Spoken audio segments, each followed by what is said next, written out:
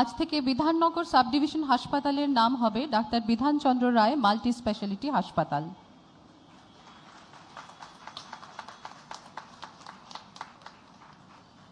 প্রাক্তন মুখ্যমন্ত্রী ডক্টর বিধানচন্দ্র রায়ের জন্মদিবস ও জাতীয় চিকিৎসক দিবস উপলক্ষে পশ্চিমবঙ্গের মাননীয় মুখ্যমন্ত্রী শ্রী শুভেন্দু অধিকারী বিধাননগর মহকুমা হাসপাতালের নতুন নামকরণ করলেন। কিংবদন্তি চিকিৎসক ডাক্তার বিধানচন্দ্র রায়ের প্রতি শ্রদ্ধা জানিয়ে এই হাসপাতালের নতুন নাম হল ডাক্তার বিধানচন্দ্র রায় মাল্টি স্পেশালিটি হসপিটাল। স্বাস্থ্য ও পরিবার কল্যাণ দপ্তর, পশ্চিমবঙ্গ সরকার। এবার ফ্ল্যাগ অফ করে ডায়াল 102 পরিষেবার অধীনে অতিরিক্ত 200টি অ্যাম্বুলেন্সের শুভ উদ্বোধন করবেন মাননীয় মুখ্যমন্ত্রী মহাশয়।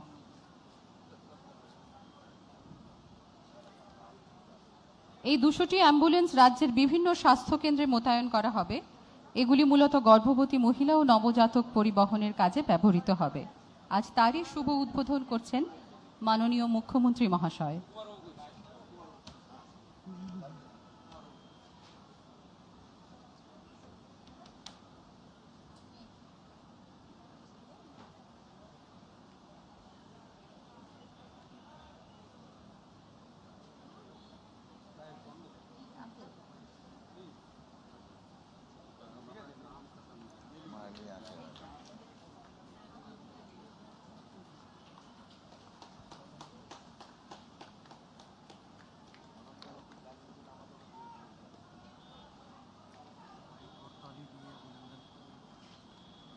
সবাই করতালি সহযোগে এই শুভ উদ্বোধনের অভিনন্দন, শুভেচ্ছা।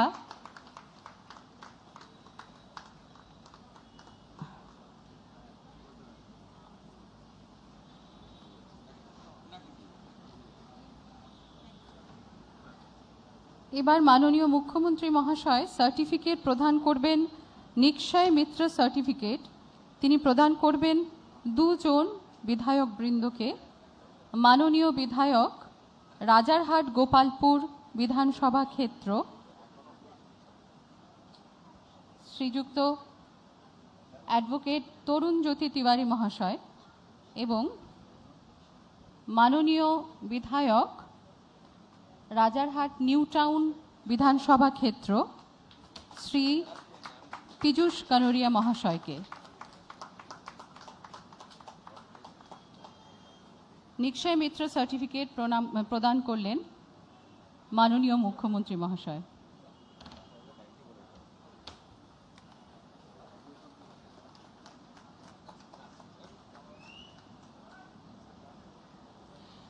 এবার দপ্তরের নতুন উদ্যোগ সমূহের ঘোষণা করা হবে। রিমোটের সাহায্যে পর্দা উন্মোচন করে শুভ উদ্বোধন করছেন মাননীয় মুখ্যমন্ত্রী মহাশয়।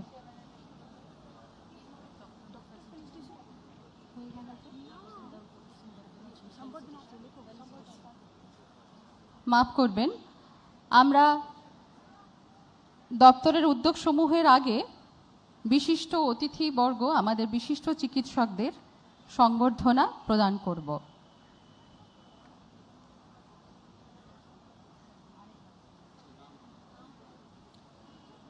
Professor Sukumar Mukherjee, professor doctor Sukumar Mukherjee দীর্ঘ সময় ধরে মেডিকেল কলেজে শিক্ষকতা করেছেন এবং মেডিসিন বিভাগের প্রধান ছিলেন। 1989 সালে তিনি অস্ট্রেলিয়ার এইডস রোগের ক্লিনিক্যাল ব্যবস্থাপনার উপর বিশ্ব স্বাস্থ্য সংস্থা হু এর ফেলোশিপ লাভ করেন। তিনি ইন্ডিয়ান কলেজ অফ ফিজিশিয়ানসের ডিন এবং ইন্ডিয়ান অ্যাসোসিয়েশন অফ ক্লিনিক্যাল মেডিসিনের সভাপতি হিসেবে দায়িত্ব পালন করেছেন। প্রফেসর মুখার্জিকে আমাদের সশ্রদ্ধ প্রণাম।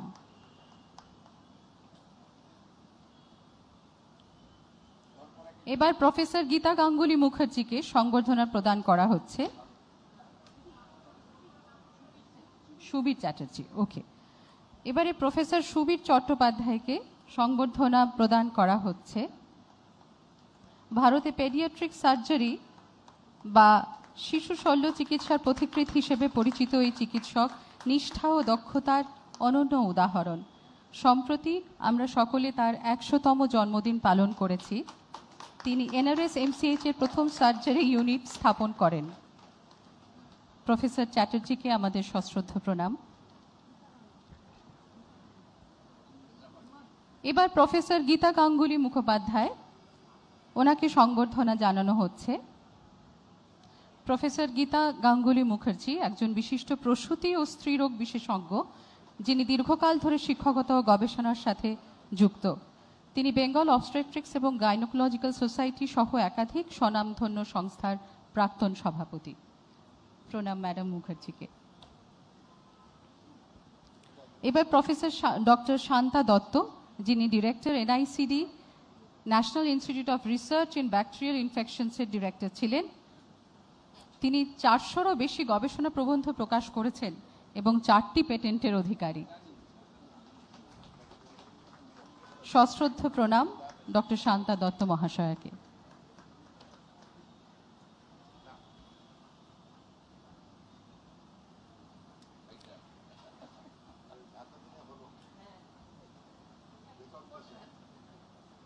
এবার দপ্তরের নতুন উদ্যোগ সমূহের ঘোষণা করা হবে। রিমোটের সাহায্যে পর্দা উন্মোচন করে শুভ উদ্বোধন করছেন মাননীয় মুখ্যমন্ত্রী মহাশয়।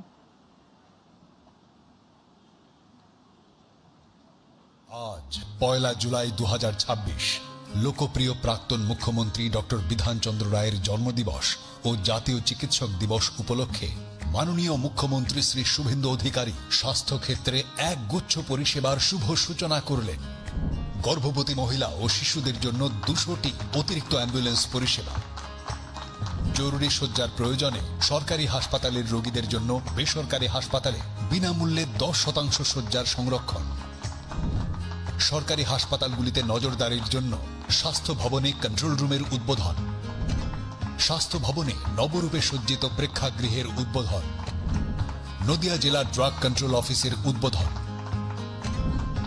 পূর্ব বর্ধমানের গলসি উত্তর, হাওড়ার দক্ষিণ মানশ্রী, পূর্ব মেদিনীপুরের রানীচকে 3টি আয়ুষ্মান আরোগ্য মন্দির ও পূর্ব বর্ধমানের খণ্ডঘোষের ব্লক পাবলিক হেলথ ইউনিটে ল্যাবরেটরির উদ্বোধন, মা ও শিশুর জন্য সঠিক সময়ে সঠিক স্বাস্থ্য পরিষেবা নিশ্চিত করার লক্ষ্যে জননী পোর্টালের উদ্বোধন, বাঁকুড়া সম্মিলনী মেডিকেল কলেজ ও হাসপাতালে ব্র্যাকেট থেরাপি পরিষেবার উদ্বোধন, রাজ্যে প্রধানমন্ত্রী মাতৃবন্দনা যোজনার শুভ উদ্বোধন, স্বাস্থ্য ও পরিবার কল্যাণ দপ্তর, পশ্চিমবঙ্গ সরকার।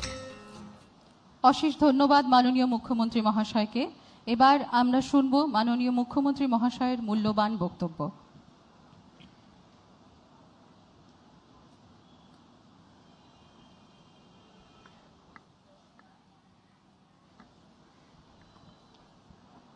भारत माता की, भारत माता की। প্রথমেই এই রাজ্যের সকলের অত্যন্ত শ্রদ্ধাস্পদ এবং আদর্শ চিকিৎসক শুধু নয়, স্বাধীনোত্তর পশ্চিমবঙ্গকে উন্নয়নের ফলে ফুলে পল্লবিত সুশোভিত করার ক্ষেত্রে যে মহামানবের সবচেয়ে উল্লেখযোগ্য ভূমিকা রয়েছে, প্রাক্তন মুখ্যমন্ত্রী, রাষ্ট্রবাদী দেশপ্রেমিক প্রয়াত ডাক্তার বিধানচন্দ্র রায়ের বিদেহী আত্মার প্রতি আমার প্রণাম শ্রদ্ধা নিবেদন করি। আজকে আমরা 4 জন কৃতী চিকিৎসককে সম্বর্ধিত করেছি। Doctor professor Sukumar Mukherjee, doctor professor Gita Ganguly Mukherjee, doctor professor Shanta Dutta, doctor professor Subir Chatterjee. আমরা কৃতার্থ, আমরা কৃতজ্ঞ আমাদের এই স্বল্প আয়োজনে তাদের মতো সেবাদানকারী এই রাজ্যের চিকিৎসা জগতের অত্যন্ত সম্মানীয় 4 সেবককে আমরা আজকে সম্বর্ধিত করতে পেরে তাদের চরণে আমি প্রণাম নিবেদন করি। আজকের এই অনুষ্ঠানের ব্যবস্থাপক আয়োজক দপ্তর, স্বাস্থ্য পরিবার কল্যাণ দপ্তরের মাননীয় মন্ত্রী, চিকিৎসক হিসেবে অত্যন্ত সুখ্যাতি যার রয়েছে ডাক্তার শারদ্বত মুখার্জি, তাকে আমি ধন্যবাদ জানাই যে অল্প কয়েকদিনের মধ্যে তিনি এই দপ্তরের উল্লেখযোগ্য অগ্রগতি ঘটানোর ক্ষেত্রে তার প্রয়াস জারি রেখেছেন। আমাদের নগর উন্নয়ন দপ্তর তথা পৌর দপ্তরের মাননীয় মন্ত্রী অত্যন্ত কর্মঠ, প্রত্যেক দিনই তিনি দপ্তরে শুধু নয় রাস্তাতেও থাকেন।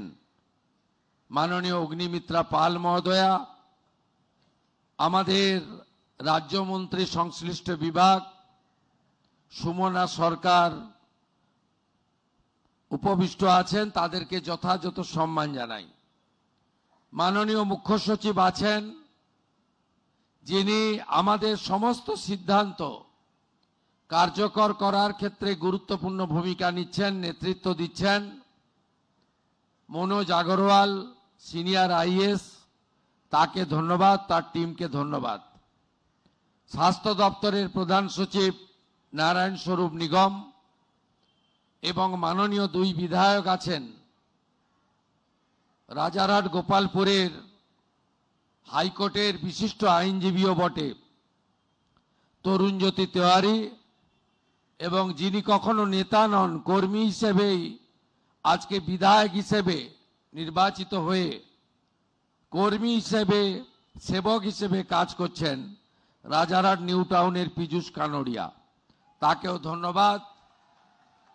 আধিকারিক, চিকিৎসক মণ্ডলী, প্রেস মিডিয়ার বন্ধু, প্রশাসন, সঞ্চালিকা, সকলকে আমার স্বাগত।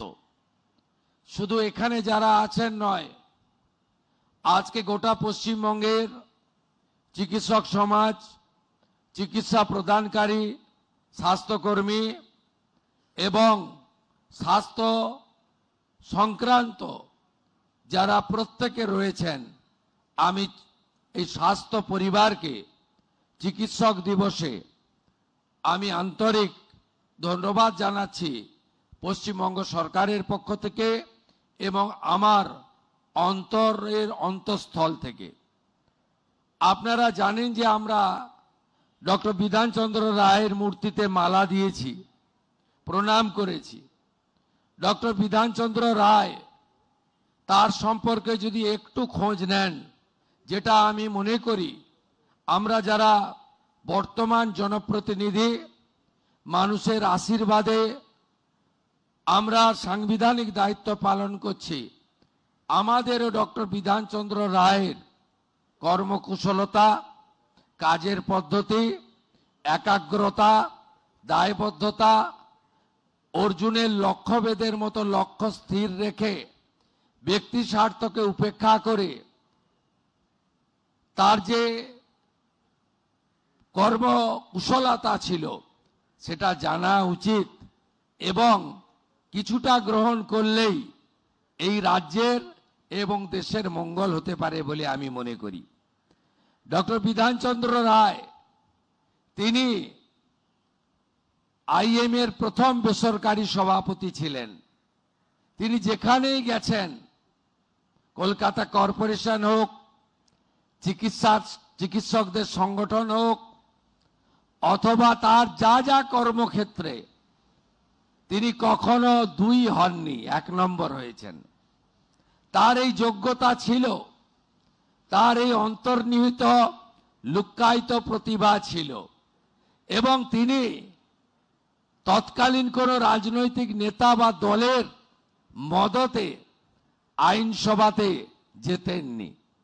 তিনি নির্দল হিসেবে জিতে তার রাজনৈতিক যাত্রাপথ শুরু করেছিলেন, এবং ক্রমেই অনেক বাধা সত্ত্বেও তৎকালীন তার দলের তিনি মুখ্যমন্ত্রীর আসন পেয়েছিলেন। এক্ষেত্রে নিশ্চিতভাবে প্রয়াত অতুল্য ঘোষের অবদান অস্বীকার করা যায় না। আমি ডক্টর বিধানচন্দ্র রায় সম্পর্কে জেনেছি, পড়েছি। আমি 2006 সাল থেকে এমএলএ। আমি 2006 সালে বিধানসভা জেতার পরে লাইব্রেরিতে ডক্টর বিধানচন্দ্র রায়ের একাধিক ভাষণ আমি পড়েছি, মনের মধ্যে গ্রহণ করার চেষ্টা করেছি। আজ নয়, 20 বছর আগে আমি অনেক টুকরো টুকরো তার বক্তৃতার লাইন আমার মুখস্থ, যদিও সময়ের অভাবে আমি এখানে তা বলবো না। কিন্তু আমার বর্তমান মুখ্যমন্ত্রিত্ব কালে, যা এখনো 2 মাস পূর্ণ হয়নি, এক্ষেত্রে আমার বিধানচন্দ্র রায়কে নিয়ে বলা প্রাক্তন মুখ্যমন্ত্রী জ্যোতিবাবুর একটা কথা মনে পড়ছে। আর আজকে যখন আমি এই রাজ্যের কাজ করতে যাচ্ছি, তখন আমার আরেকটি কথা মনে পড়ছে। প্রয়াত প্রাক্তন মুখ্যমন্ত্রী জ্যোতিবাবু দায়িত্ব নেওয়ার পরে বলেছিলেন যে যেখানেই আমি শুরু করতে যাচ্ছি, সেখানেই দেখছি ডাক্তার বিধানচন্দ্র রায় শুরু করে দিয়ে গেছিলেন। যেখানেই আমি শুরু করতে যাচ্ছি, সেখানে ডাক্তার বিধানচন্দ্র রায় শুরু করে দিয়ে গেছিলেন। আর আজকের মুখ্যমন্ত্রী অকপটে বলতে পারে, যেখানেই আমি হাত দিচ্ছি, সেখানেই ধ্বংসলীলা দেখতে পাচ্ছি। এই দুটো ভিন্ন মতের মধ্য দিয়েই আমাকে এগোতে হবে এবং এই জায়গা থেকে বের করে আনতে হবে।